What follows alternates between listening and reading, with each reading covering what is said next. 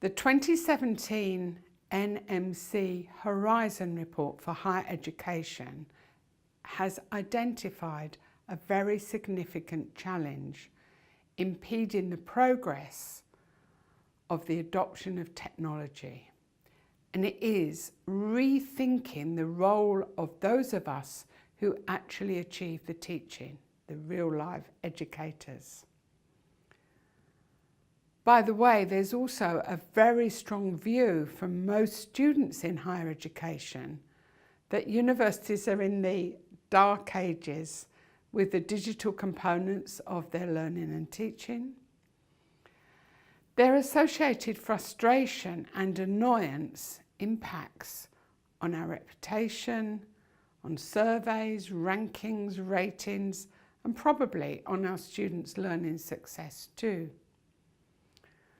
Many academics and learning leaders do wish to introduce digital learning into their teaching for a whole variety of strategic reasons. So I hope you'll agree it is a critically important moment in time to get the best possible future-proofing of the university's learning and teaching approaches.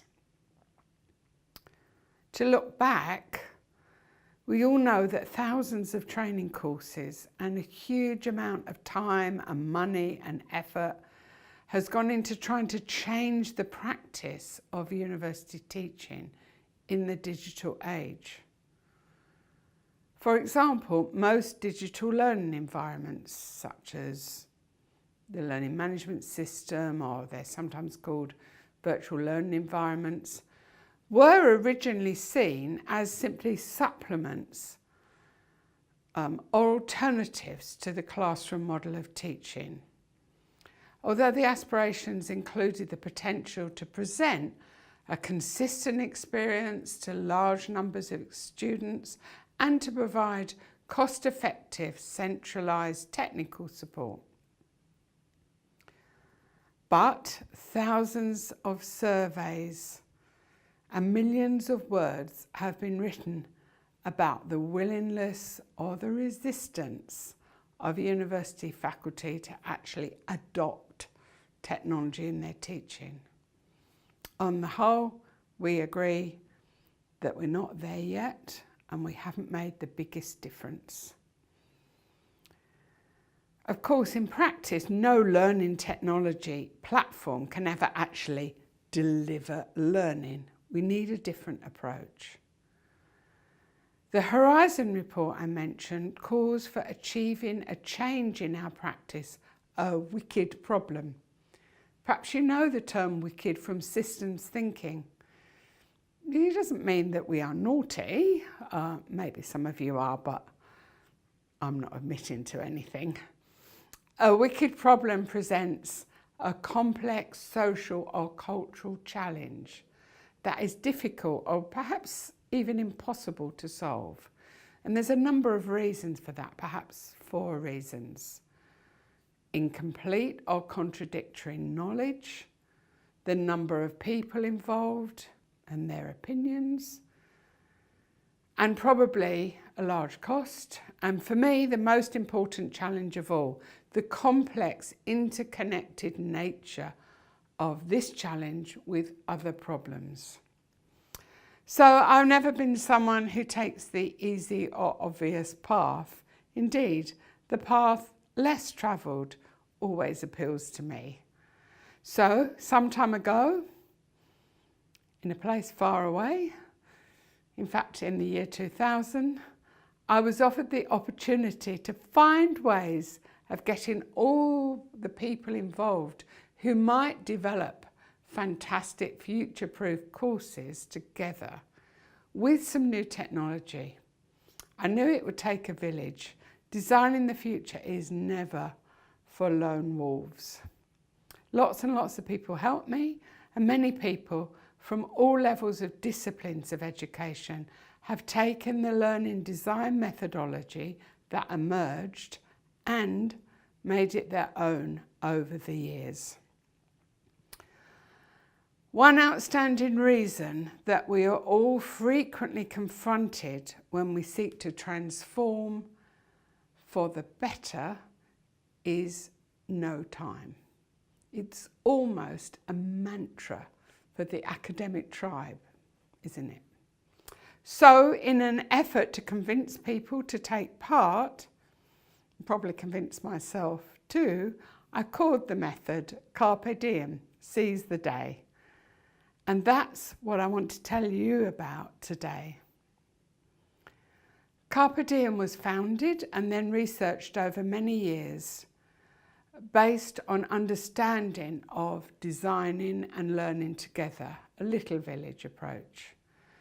Sure, it depends on some digital and physical environments, but most of all on practical understanding of good pedagogical models, true collaboration around design, and ongoing support to enable academic staff to work happily and successfully with their students. So the Carpe Diem methodology was created using creativity techniques, agile project development, and well-researched frameworks, including my own 5-stage model and activities. It has been researched, rehearsed, tested and developed for some 17 years now. But first, I want to focus on one of the key concepts of the Carpe Diem method. Start with the end in mind. We need the ability to envisage in our minds what we cannot at present see with our eyes. It's based on the principle of design that everything is actually created twice. There's a mental creation and then a physical or actual creation. Personally, I learned from leadership training years ago to envisage achievements at the end. And it's been strongly reinforced more recently since I learned about how to create preferred and viable futures for education. There's more about this on my website, The Concept of Education 3.0. So, in the spirit of supporting your envisioning of what you might achieve with Carpe Diem, I'd like to tell you more about Carpe Diem at the university where I work at the moment. The University of Western Australia, UWA, is a research-intensive university on a completely gorgeous large campus on the banks of the Swan River. 2.5 years ago, I was charged with introducing blended learning as part of a major exercise in achieving new and viable education futures. UWA is both successful and traditional, so we had to find new ways of generating opportunities within an institution steeped in well-embedded and conventional teaching practices. At UWA, Carpe Diem now forms the main part of the incremental and adaptive innovation using our new digital learning environment to its absolute full potential and at scale. We also have a more radical process called the Futures Observatory. That's a talk for another time perhaps. But back to Carpe Diem. We started with Carpe Diem soon after my arrival, and to date we have completed 315 modules through face-to-face workshops and another 100 or so through our digital programs. We have engaged all disciplines in the university, from arts to engineering, science, medicine, languages, and all levels from large undergraduate classes to masters and PhDs. And as a result, most of the courses and programs at the University of Western Australia are now in blended mode. By the way, as all of our students have mobile devices, for us, mobile is the new blend. We get constant feedback from colleagues who attend the Carpe Diems, which spurs us on. The feedback typically focuses on how our participants feel they are inspired and confident and can and will achieve great outcomes for their students through their new designs. Essentially, design thinking has become embedded in developing learning and teaching, rather than focusing only on content or perhaps training on how to use a piece of technology. Delighting the students is great for us. The students sometimes are surprised, but they emerge blinking into the light. At the University of Western Australia, we are lucky that we have a dedicated Carpe Diem studio. Through the Carpe Diem studio, we modelled the importance of flat, flexible spaces for teaching and fully writable walls.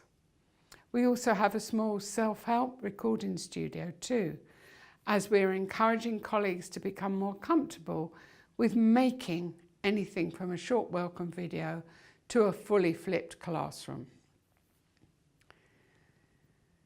So in the Carpe Diem studio, we divide each course into a Carpe Diem pod with the knowledge owner, the people we choose to call the learning leader, an information specialist, and a learning technologist, someone who knows the digital learning environment and, most importantly, its potential for teaching and learning. These are the crucial partners in the learning design process. Some Carpe Diem participants recognise that we are modelling different ways of doing things and that they're experiencing new approaches for themselves, ready to cascade to others. We've also undertaken co-research with our learning leaders on the outcomes of Carpe Diem after they have implemented changes to their blended learning to explore their students' reactions and their achievements. On the whole, their students were increasingly supportive and satisfied. We also examined the learning analytics in our digital environment to find that those courses that had been Carpe Diemed had double the students' engagement compared to those who had not. So, I'm hoping now you want to know how to do it. I'll talk you through the process. There are Creative Commons licensed handbooks on the Carpe Diem website and lots of videos with more information. So let me tell you about the process now. The Carpe Diem process methodology is broken into 6 steps. The first one is write a blueprint. This is where you do your envisaging for the future.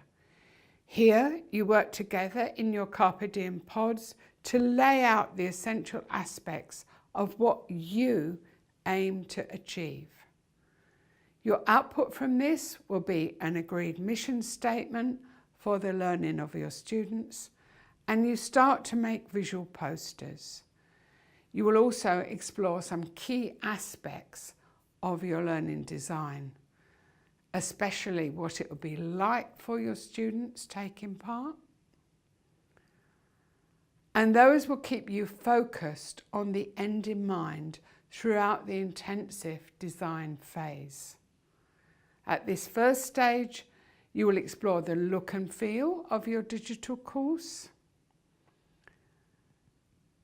And you'll also look at the essential elements of assessment and feedback. Not too many decisions yet. This is the breaking free and envisaging stage. Then we move on. Number 2, make a storyboard. This is where you become a designer.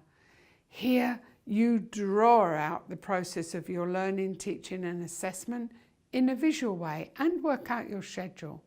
You'll create a sense of flow and alignment between the components. You will use the 5-stage model as your rough scaffold and your calendar for your planning. In particular, you'll look at the experience of the learning to help you develop your ideas. It will be your plan for transformation and for impact. Number 3, build your prototype online. We want you to try out some preparation for highly active and interactive digital learning. You take some small aspects of your design into the online environment and create some real practical, testable activities. You got to number 4, which is check reality. Here, you're lucky. You get instant feedback. Your designs are tried out by your colleagues or your students as reality checkers to give you productive and valuable feedback. You need to let them have a go and listen carefully to their feedback. Try not to be too defensive. You will be doing the same for others. And always with peer feedback, you'll learn from giving as well as receiving feedback. Number 5, review and adjust. You'll preview the work so far. Make adjustments, refine timings, flag up places to return to, indicate what additional work is needed and who should be responsible for it. You're ready to do your action plan when you can see a way from the storyboard and prototypes to an operational design vision of your online or blended course. We know that dialogue is important, but it's better done with this vehicle around which you can collaborate. Your storyboard, your prototypes will guide you at this stage.